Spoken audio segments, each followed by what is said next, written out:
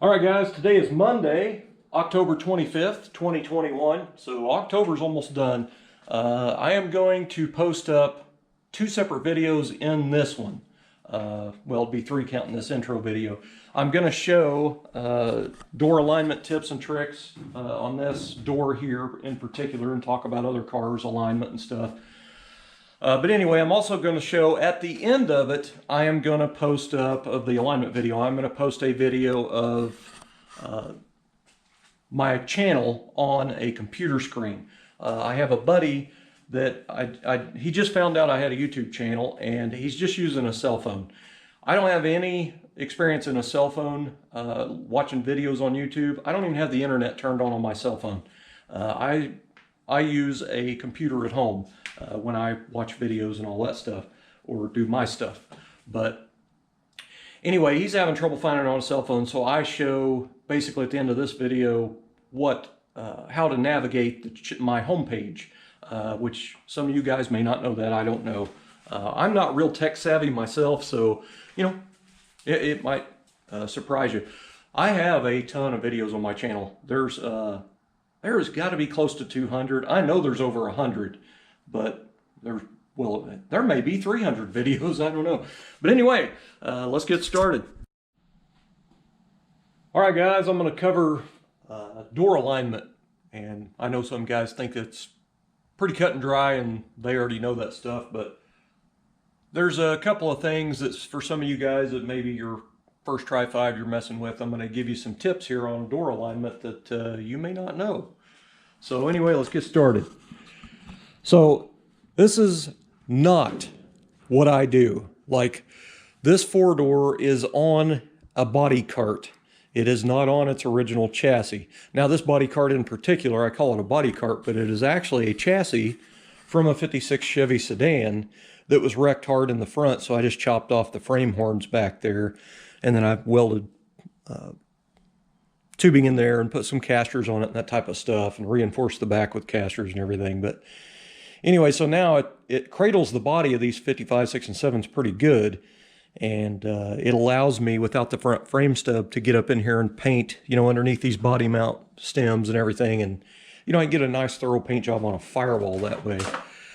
And also, I don't get overspray on my freshly restored chassis. So I don't have to spend the hours and the material of taping everything up underneath the car to keep overspray from getting on the chassis.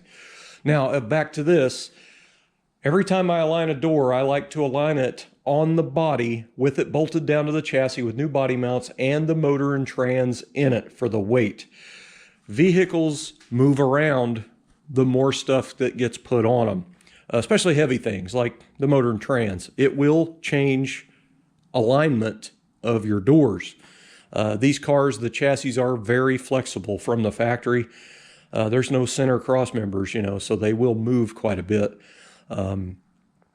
Anyway, now I do feel a little bit comfortable with this particular car because it is a four-door. It has 4 posts per side.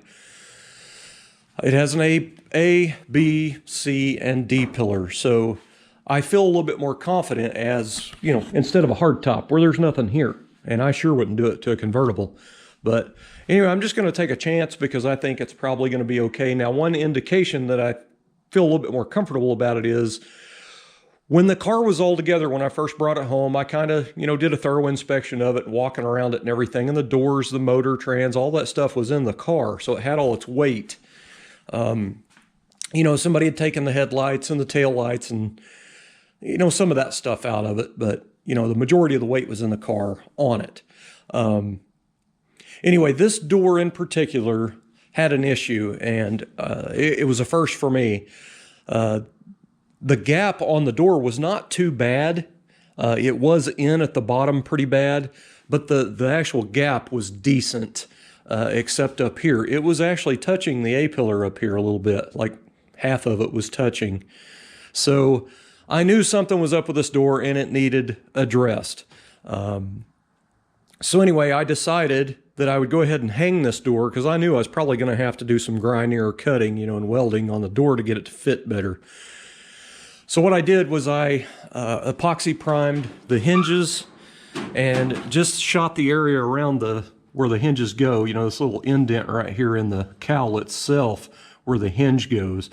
If I'd have just bolted the hinges in there bare metal into this bare metal when I go in and prime everything, because I'm not removing these, I'm leaving the hinges there. Once they're set, I'm leaving them. I would have bare metal behind there, so I went ahead and shot some epoxy on this stuff, and the hinges are going to stay. But anyway, I dead centered them in the indent there, just dead centered both of them, and it got me in the ballpark right off the bat, except I did have to re-loosen off the 2 Phillips heads and the 9/16 heads in there and move that hinge in a little bit. But anyway, at the end of it, I got my pretty nice gap all the way around, except it was touching again up here. So now this door was in down here about a 1/4 inch in from the rocker and this little piece here, from about, I don't know, right midway probably, and probably 3/4 to half here, but everything else was okay. So the door had to be twisted, basically twisted like that, so the back would come out and meet it. It is common to twist sheet metal like doors and that type of stuff to get stuff to fit. So what I did was I put a 2x4, opened the door, stuck a 2x4 up in there and put the door to it.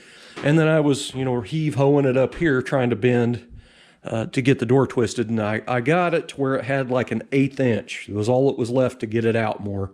So at that point, I got down on my knees, I opened the door a little bit, and I grabbed one hand up here, and I put the other hand down here at the bottom of the door, and I twisted it, and that's how I knocked my back out again. So anyway, a couple days ago, I had a buddy stop by, and I had him finish tweaking the door for me to get it where it needed to be so I didn't hurt my back again.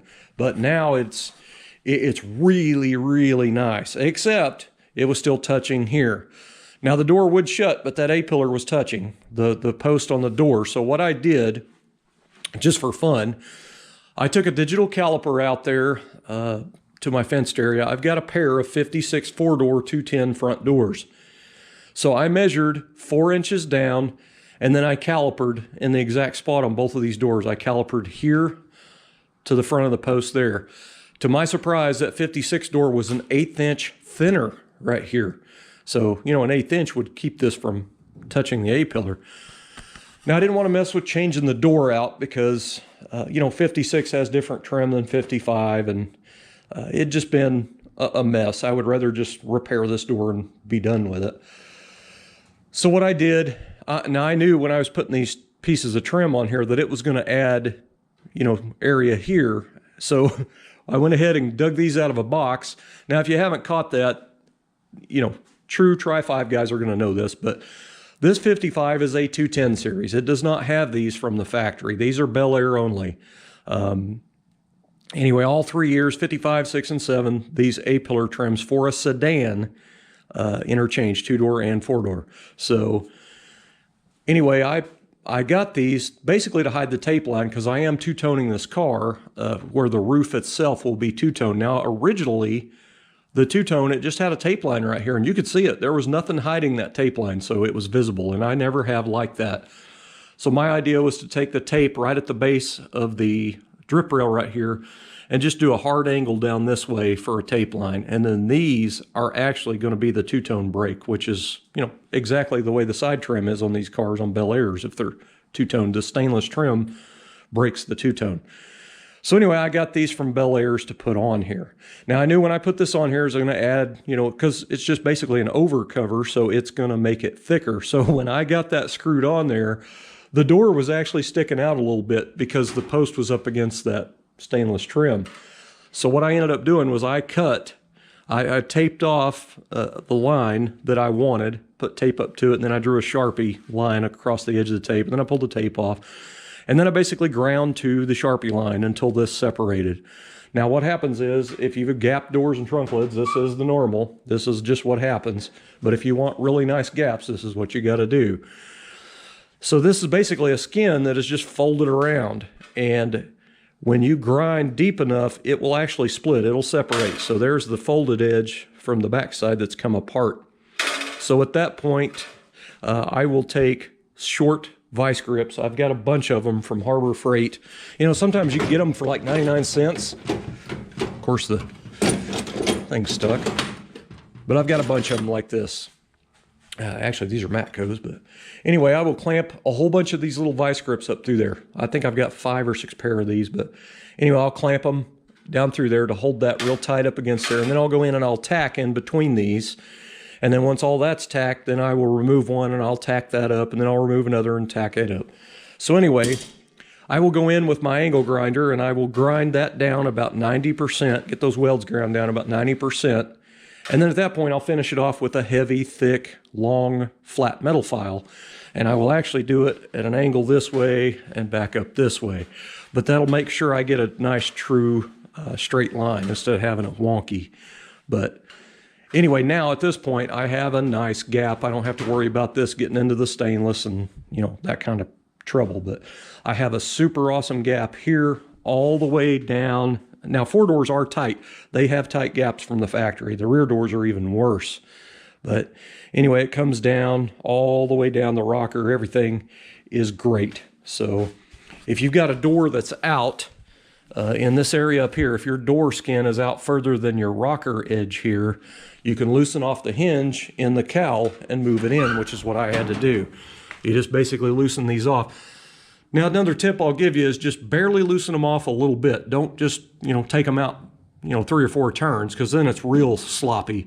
I like to loosen them off, the 2 Phillips and the bolts that are up inside there, just a little bit. And then at that point, the door is still going to be where it is, but you can kind of take your hand and kind of tap on it a little bit and get it where you need it, and then open the door and retighten it, which is what I did. So anyway, this door fits great now. Now, I could have an issue when I go to bolt it on the chassis and get the motor and trans in. That door may not fit like it does right now because, you know, I did it backwards than the normal, but I'm willing to take the chance.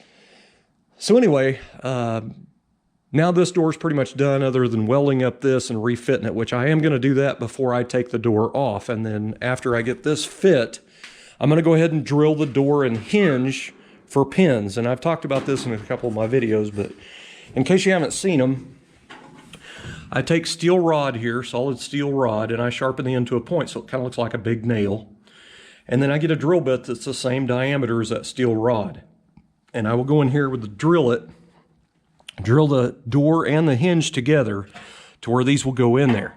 So then what that does is after you do all your body work and paint and everything on the door and you go to hang it on the car, instead of chipping and scratching it all up, trying to get it all, you know, tighten it, loosen it for adjustment, you can basically get the door up there and have somebody stick them pins in there. Then you know it's in the 99.9% of the ballpark to go ahead and put your bolts in and tighten it up. Now, here's another tip I'm going to give you. This is what some people just haven't done before, and it can get you in trouble. So these doors on these 4 doors, or any 55 really, when all the guts are out of it, they're lightweight shells. They weigh absolutely nothing. It's kind of amazing.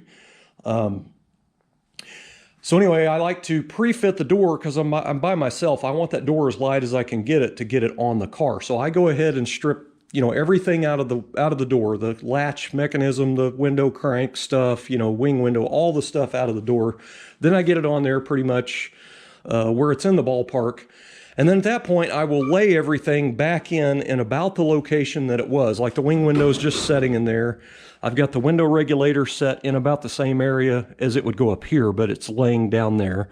I've got the window in it with the track on it down there, and I've got the latch in there. Now, there is other stuff that needs to go on here, but that is the heaviest of the stuff that goes in the door. Because what happens is if you hang a bare door shell on a car and do all your fit and gap and line it up, and then you pin it, and then, you know, after paint and buff and everything, and you put it on there, and then you start loading the doors with all them heavy components, the door's going to sag down, so your lines aren't going to line up. So, you know, before you drill it and pin it, go ahead and just lay your parts in there. You don't have to bolt them in. Just lay your parts in that area of the door for the weight, and then drill it and pin it after you get it aligned where you need it to be, and then you don't have to worry about it not fitting. Now, in the event that, you know, you don't load the door when you're adjusting it and you get it in paint and everything and you put it on and then you bolt it on, you notice you got a little 1/8 of an inch sag or whatever, you can loosen your top hinge bolts at the door and just kind of lift it up a little bit, and usually that'll get you back where you need to be. But if you don't want to have to go back and do any more adjustment, load your door with the stuff. that's a pretty good tip there. But keep in mind, it is a good idea, especially with a hardtop or a convertible, to bolt it down to the frame with your new body mounts that you're going to use, and set your motor and trans in it, and just maybe set your intake and your carb and, you know, as much weight as you can on it to align that. So that's what I did on my hardtop when I made all the gaps on it. I made sure it was bolted down to the chassis and all that stuff, because I took this body back off again after all the mock-up. And I just didn't want to do that. It's an extra step. It takes more time, and I just didn't want to do that to this car. I'm not going to the extent with this one that I am this one. But this is going to be a nice car, don't get me wrong, but it's not going to be, you know, be able to put mirrors under it and lights like this car. But anyway, so that's pretty much door fit. Now, I will say, if you want to do the stainless trim from a Bel Air, you only have to drill 3 holes. It's very easy. Now, from the factory, they take a Phillips screw. It's a countersink screw that is a flat head, completely flat head. And the factory always put a solid steel screw in there on the stainless. So, you know, over time, the screws rust, and then they get little rust tears on the stainless. So I like to put stainless steel hardware in here. So what I normally put in these is stainless steel button head Allens that are 832. And I go in and I use the tap and the drill bit that come with the tap, and I thread that fine thread 832 with a tap, and then I put them little countersink, or not countersink, but Allen button head stainless steel screws in there. Now I had a guy tell me one time that it's going to tear up the rubber, and I want to go over that real quick. So his version was the head right here is going to cause an issue with the rubber seal, and, you know, it's going to tear it up over time. I don't believe that, because your rubber seal goes on the door right here and clips into these little holes all the way around the door here. So if this door with the door seal when it closed, went straight in, yeah, I could see that rubber hitting that screw and then maybe scuffing it, or, you know, tearing it or something. But when you close the door, see how the door goes, it's out and then it goes in at an angle to the screws? It's not going to hurt nothing. So whatever. I'm just telling you, that's what I like. It's just a little bit of detail.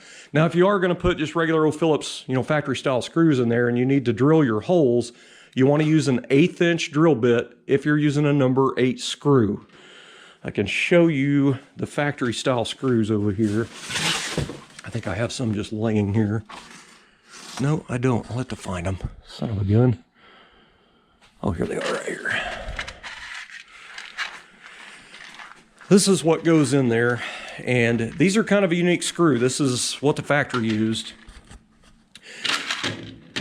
But anyway, they are a number 8, really short coarse thread Phillips screw with a completely flat head that takes a Phillips screwdriver. Now, these are unique because the head is very small diameter, very, very small. You can't get anything at a hardware store like that.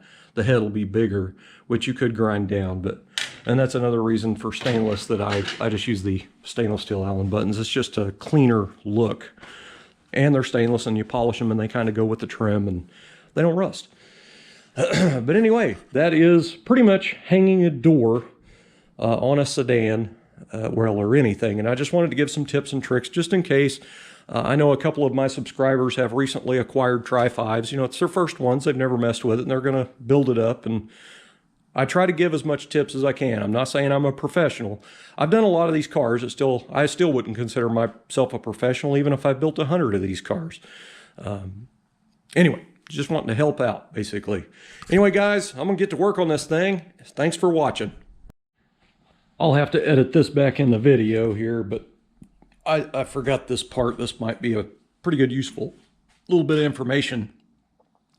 In the event that when you get your door hung on here and you do a bunch of twisting and tweaking on it, you've got the gap pretty good, but you notice your door posts up here are up into the body.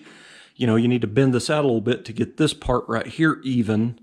This is what I did. I took a socket. You can use just about any socket, and I stuck it up there right on the corner of the body and let the door post hit it. And then I just grabbed the door right here and pushed in really, really hard.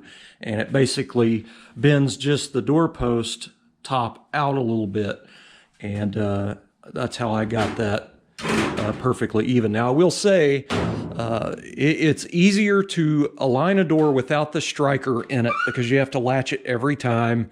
And sometimes if your striker and your jamb is not aligned perfectly, it could cause the door when you close it to go down or up. So if you align all that without the striker in there, you can pull it open and in very easily. But now I did take a brand new rubber bumper that is for the 4-door. It takes them up here and here. There's a little wedge piece that goes in here.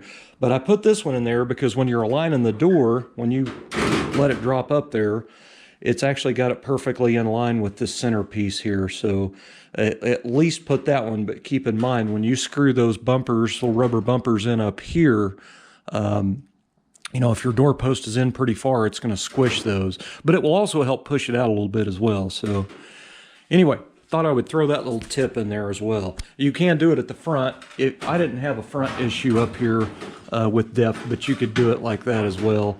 Give the door a little push, and you could get this to where it's bent out a little bit if you needed to. But anyway, I thought that might help somebody.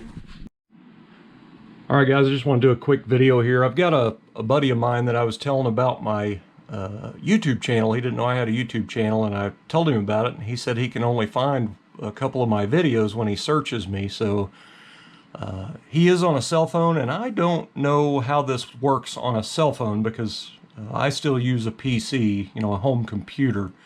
But anyway, when you look up Half Rod's builds, it'll come up on the home page. It's underlined home here, and it'll only show a few videos. Now it does have a little arrow right here where you can scroll over, but if you click right there on videos, click on videos, it opens up. I could not tell you how many videos are here. I know there's well over 100, and there may be close to 200. I started my channel in 2017. Now a lot of these older videos down here are going to be cell phone footage. The footage is not that great. This was before monetization. But there's tons of videos, lots of G-body stuff. There's a lot of my 2-door hardtop Bel Air in here. Anyway, it just goes on and on and on and on. But anyway, get it back up here to the top. I'll show you this as well. And then right beside videos, you'll see that it says playlists. So you can click on playlists, and it'll show, this just shows my liked videos, which is private. You can't see that. I don't know why I didn't put that in there. It just showed up on its own. But anyway, this shows the 4-door project episodes. There's 69 videos in that one. I've got G-body restoration customization tips and tricks. There's 18 of those. I have 4 of my 78 Cutlass Salon 442. I've got 64 of the 80 Buick Regal. I have 32 videos on Tri-5 Chevy tips for the at-home DIY builder. And then this is the 8 videos of the 55 4-door I'm currently working on. But this was when I found it in the barn and cleaned it out and got it home, went through the parts, and I think rebuilt the carb and tuned it up and got it to where it would run and drive with the original 6-cylinder. So there are tons of videos on my channel. And again, some of the older stuff is cell phone footage, and it's a little bit shaky. It wasn't until just a hair over a year ago that I got a GoPro, and the footage got a little bit better. But just for the last, I don't know, couple of months probably, I finally figured out how to, put a couple of videos together. Now on the cell phone, I could put videos together because I figured out how to do that. But anyway, he said he was having trouble finding more than just a few of my videos, so that's pretty much how you do it. Now I don't know if it'll show up like that on a cell phone or not, but anyway, lots of videos there, guys.